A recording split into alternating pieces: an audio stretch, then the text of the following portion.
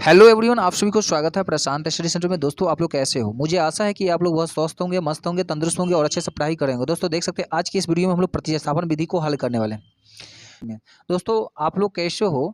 I hope कि आप लोग बहुत अच्छे होंगे और अच्छे से स्टडी कर रहे होंगे। दोस्तों, देख सकते हैं आज की इस वीडियो में लेकर आए हैं प्रतिस्थापन विधि से।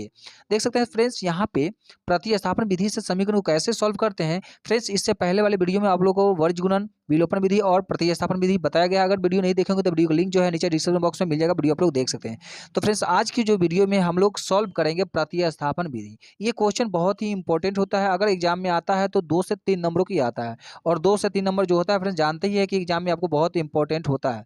तो चलिए फ्रेंड्स, वीडियो को हम शुरू करते हैं। देख सकते हैं यहाँ पे दोस्तों, यहाँ पे दिया गया है प्रतिस्थापन विधि से हल करें। यहाँ पे दो समीकरण दिया गया है, जैसे कि x प्लस में y बराबर में 5 है। सेकंड समीकरण है फ्रेंड्स 2x माइनस में 3y बराबर में 4 है। तो फ्रेंड्स पहले ये तो आप जानते हैं कि ये समीकरण जो दिया गया है इसको हम क्या कहते हैं? इसको बोलते हैं दो चर वाले रैखिक समीकरण। इसी को कहते हैं दो चर वाले रैखिक समीकरण। दो चर वाले रैखिक समीकरण क्यों कहते हैं? क्योंकि यहाँ पे देख सकते हैं जो चर होते हैं x और y होता है। तो यहाँ एक है x है, दूसरा है y है, तो यही दो चर होते हैं। और जो चर किसे कहते हैं? तो जिसका मान बदलता है। और अचर क्या होता है? जिसका मान नहीं बदलता। जैसे कि चर उसे कहते हैं, जैसे अंग्रेजी का जो भी अल्फाबेट होता है, जैसे कि ABCD जो भी होता है, ए से लेकर जेड तक के, मानिए उसको हम बोलते हैं चर बोलते हैं। अचर क्या होता है? जैसे नंबरिक होता है, जो नंबर होता है, जैसे 1 2 3 4 5, जैसे आप आगे बढ़ते चले जाएंगे, जितना आगे जाएंगे एक से, आप सब क्या है, उस सब अचर होता है, उसका मान जो होता है सीमित होता है। ठीक है, तो चलिए हम इसको सॉल्व करते हैं। यहाँ पे क्या करना होता है? प्रतिस्थापन विधि में क्या करना होता है दोस्तों? पहले तो इसको हम दर्शाते हैं कि ये क्या है। तो ये समीकरण एक है। क्या है?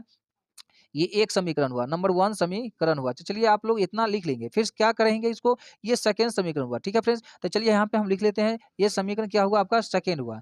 तो दोस्तों हमने यहाँ पे लिख लिया, और आप लोग भी इस तरह से लिखते हुए चलेंगे। उसके बाद देख सकते हैं यहाँ पे क्या करना होता है, प्रतिस्थापन विधि में हल कैसे करते हैं। तब पहले क्या करेंगे, कोई एक समीकरण को लेते हैं, जैसे कि समीकरण एक को लेंगे या समीकरण दो को लेंगे। तो चलिए हम समीकरण एक को लेते हुए बढ़ते हैं। तो यहाँ पे लिखेंगे ना फ्रेंड्स, जैसे कि समीकरण एक को हल करने पर क्या है? समीकरण समीकरण एक मतलब समीकरण एक को क्या करने पे? हल करने पर। तो दोस्तों यहाँ पे समीकरण एक को हल करते हैं, और जब x को मतलब समीकरण एक को हल करते हैं तो इसमें क्या करेंगे? हम x का मान निकालेंगे। क्या? तो x का मान निकालने पर, x का मान निकालने पर, दिख रहा है ना? निकालने पर, निकालने पर। चलिए फ्रेंड्स, तो हम यहाँ पे क्या करेंगे? समीकरण एक को जो हल करते हैं और इसमें हम क्या करेंगे? तो एक का मान निकालते हैं। तो x का मान मतलब समीकरण एक को। तो चलिए हम समीकरण एक मतलब 1 को लिखते हैं यहाँ पे x प्लस में, देख सकते हैं फ्रेंड्स, x प्लस में y बराबर में 5 है। तो चलिए ये समीकरण 1 था आपका। ठीक है फ्रेंड्स, ये समीकरण 1 था, और इसमें हम क्या निकालेंगे? x का ही मान निकालेंगे। x का जब मान निकालते हैं तो x बराबर में क्या करेंगे फ्रेंड्स? देख सकते हैं यहाँ पे आप कर सकते हैं, x बराबर में क्या है? बराबर के बाद क्या है? 5 है। तो चलिए हम 5 यहाँ पे लिख देंगे, और यहाँ पे प्लस में y है। अगर बराबर के उस पर पक्षांतर करते हैं तो क्या होता है? माइनस में y होता है। तो दोस्तों ये एक तरह से समीकरण बन गया। क्या हुआ था? समीकरण 3 बन गया। क्या बना? तो ये समीकरण 3 हो गया। यहाँ पे हम लिख देंगे इस तरह से, समीकरण क्या? 3, समीकरण 3।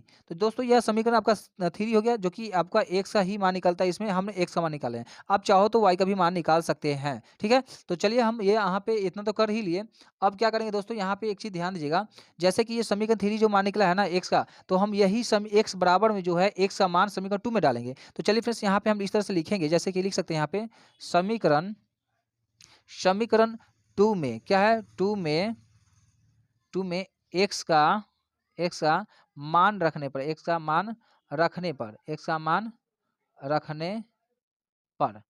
तो दोस्तों समीकरण देखिए यहाँ पे दो क्या है आपका? समीकरण दो जो है, 2x माइनस में 3y बराबर में क्या है? 4 है।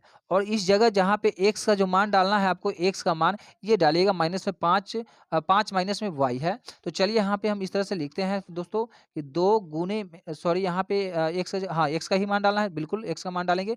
तो 2 गुने में क्या? गुना नहीं करेंगे तो यहाँ पर ब्रैकेट लिख दीजिएगा, क्योंकि गुना में तो आपको दो संख्या नहीं लिखा जाता है। तो चलिए 5 माइनस में y इस तरह से लिख दीजिएगा। उसके बाद क्या कर सकते हैं?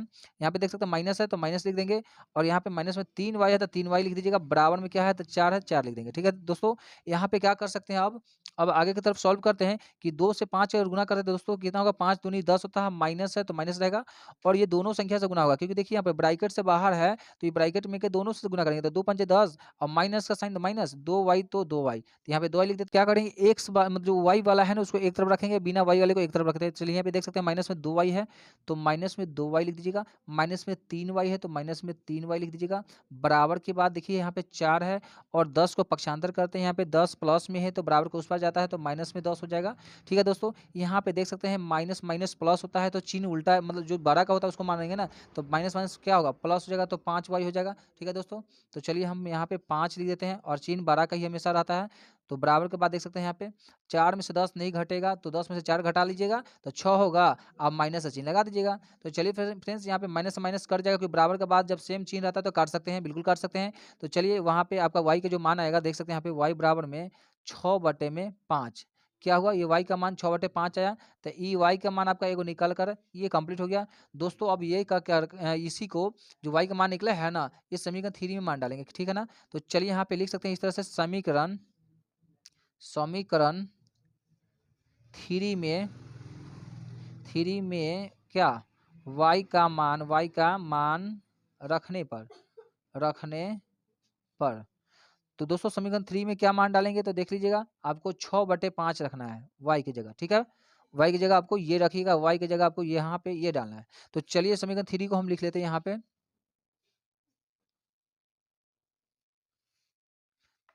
समीकरण 3 है आपका, देख सकते हैं फ्रेंड्स यहाँ पे x बराबर में 5 माइनस में y है। तो चलिए इसको हम लिखते हैं x, यहाँ पे x है।